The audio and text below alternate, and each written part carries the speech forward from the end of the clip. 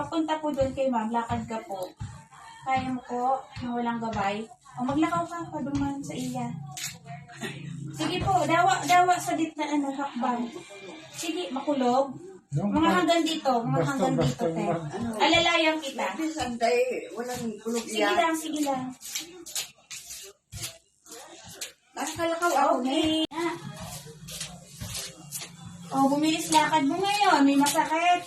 Nabawasan. Ayun. Very good. Ayan. Ate Vicky, ano pakiramdam po ninyo ngayon? Kanina po muna, hindi pa po kayo na pahiram po ng Formax. Kanina po, ano pakiramdam nyo? Masakit, masakit kanina. Okay po. Parang, kaya bira ako makipag-usap sa mga ano, gusto ko sumakit sa nang pala. Opo. Mamali-mali, patak magsalita.